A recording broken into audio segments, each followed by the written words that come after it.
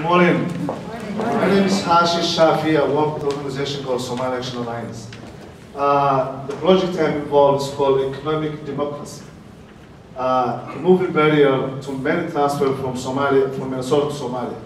Last 22 years, the Somalia has not had any government, in central government, no financial institutions. Only economic support our people was getting was the money that we sent back home to survive, to our loved ones that we left back home in Somalia.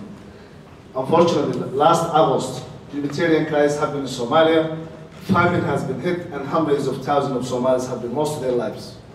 Locally here last November, the last bank that served the Somali money transfer have shut down their accounts, and there's no way we could send any more money to our loved ones that we came from, and that also increases many people to die for no reason, while I'm still making money down here, and I cannot send money to back home in Somalia.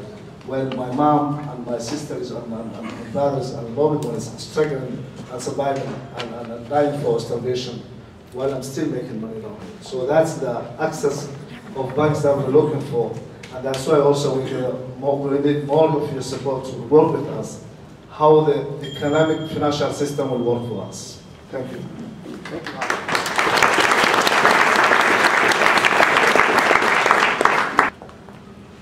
My name is Lori Knudsen. I'm a recovering healthcare administrator. My project may seem big, but it's to create a social architecture for health, not healthcare. So it's really looking at, if we think about the fact that half of the bankruptcies in the US are based on medical expenses, but 85% of physician visits are based on lifestyle choices.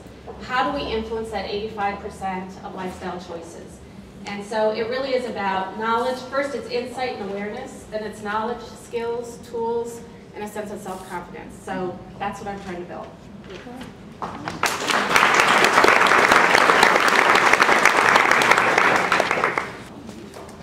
Good morning.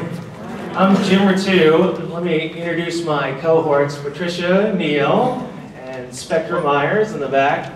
What we're looking for is how do nonprofits be more impactful in moving the needle of social change? What we're looking for is what systems and structures, processes and procedures might be limiting us, and if we tweak them, we can increase our effectiveness. Now, Patricia, Spectra, and I, we're just a sort of an eclectic group of people interested in social innovation. What we're looking for is across the sector, not subject specific.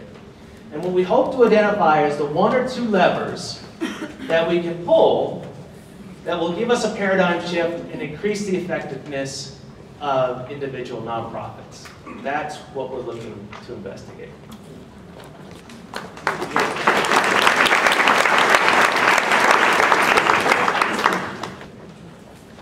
Everybody, I'm a little nervous, so take my time a little bit. My name is Jerome Brown. This is Terrell Johnson, my operational manager, and we exist since 2004. And what we do is work with youth and gangs. We exist to save lives and change the mindset of urban youth. And some of the things that we do are we do mediations, job development. Some of the classes we do are.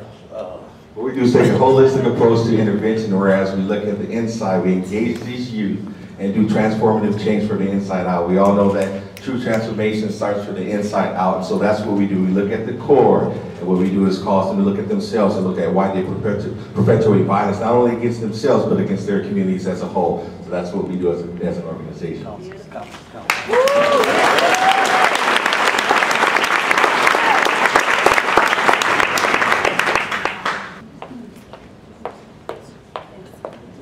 Good morning. I'm Kim Borden, the Director of Programs at the Women's Foundation of Minnesota, and here today to talk to you about ending the prostitution of girls in Minnesota.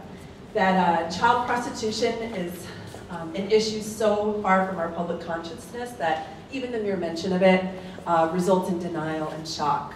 But unfortunately, it's true that girls are being bought and sold for sex in our state. in the land of 10,000 Lakes, Minnesota Lakes. The FBI has identified the Twin Cities, in fact, as one of the 13th largest centers of trafficking in the United States, which is why the Women's Foundation and many others have joined in launching Minnesota Girls Are Not for Sale, a campaign, a $5 million 5-year effort to galvanize resources to end the sex prostitution and trafficking of girls in our state. We've done that. We've joined our grantees, we've joined advocates, law enforcement, multi-jurisdictional partners in many efforts to do this. And our goals are to redefine victims, girls as victims, not criminals, and ensure holistic success. And I'll tell you much more about it if I invite you to join me.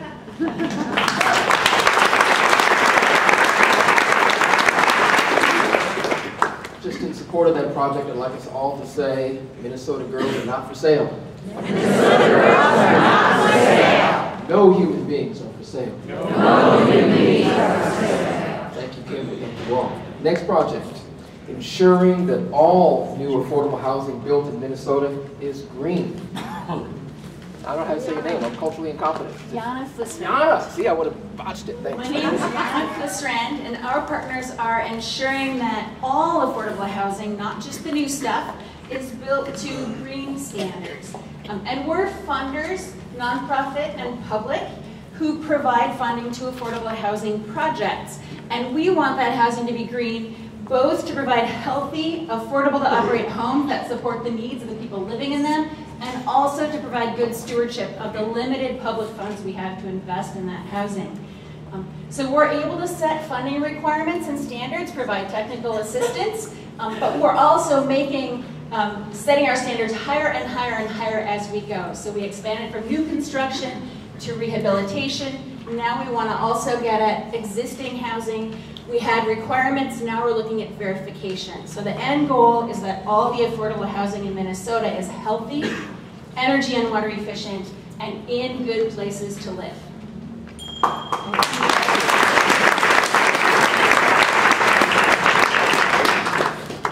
Next project is exploring community-controlled finance and wealth building with Trey Thomas, Sol Ross, and Shay.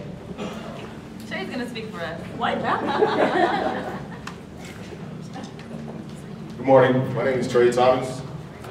Hello. And I'm part of a small group of individuals in my community, which I'm exactly from Minneapolis, that we are currently working to get a Black-owned and facilitated credit union in Minneapolis. There's a lot of money that goes through our community. It's about $2.2 billion a year. $4.2 billion a year. And there's a lot of power in those numbers. And my community is really disenfranchised and spread out.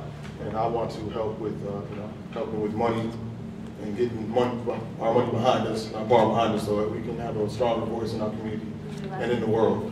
Right. Yeah.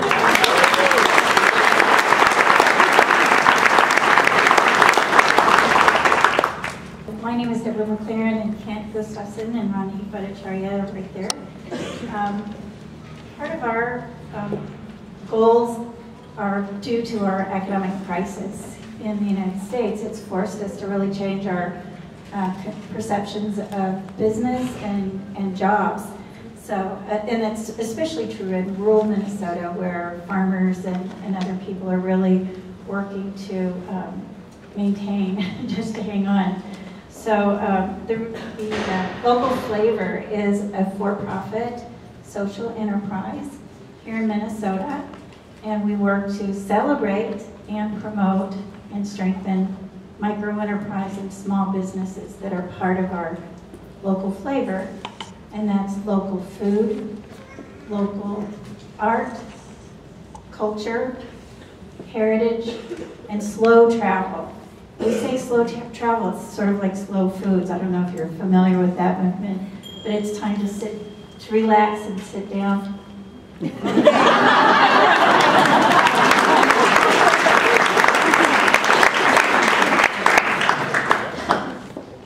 This is a competitive group, feeling the pressure. I'm Tracy Fishman with Accountability Minnesota. I'm here with my organizational partners, Andriana and Nicole from Sunrise Community Banks and LISC, Twin Cities LISC. And there's a lot of overlap in a number of our breakout sessions. Rooted in our work is economic justice. We know that there's a flourishing industry that's a predatory marketplace of $4 billion that are targeted towards low-income people. So we use our hooks of community development, free tax assistance, and financial services to hook people and bring them in the door. We move people towards financial and economic security through our various services and systems level work. We believe that we need to take a de-siloed approach. We work holistically, and we try not to bundle we try to bundle our services so that they're not siloed. So this notion of containers is really something that we're in some ways trying to move against. So we try to approach our work holistically and to work in partnerships both with other organizations and with the people that we serve. Thank you.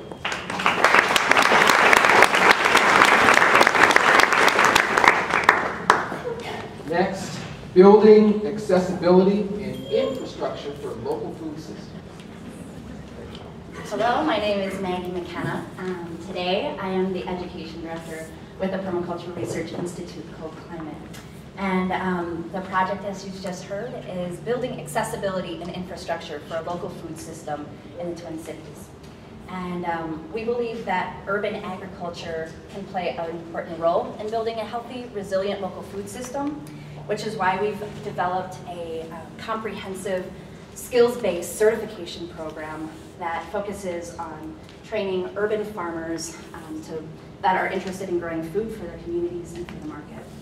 And we believe that a whole systems approach to urban agriculture can create income opportunities, integrate knowledge and expertise across diverse communities, and ultimately contribute to food security in our region. So come and join us as we talk about food security. Thanks.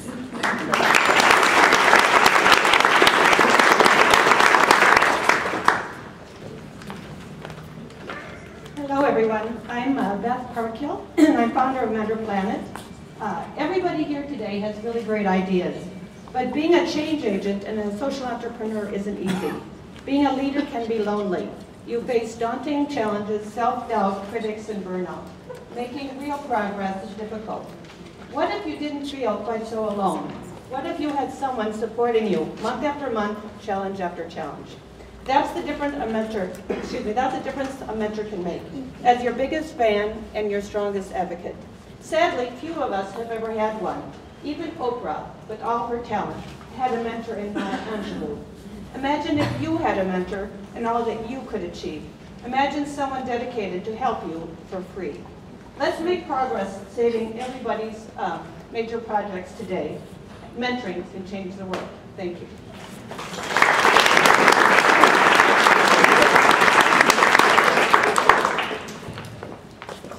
I think we'll start with one breath.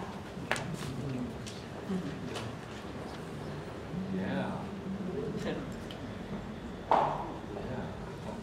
you can feel it in the room today.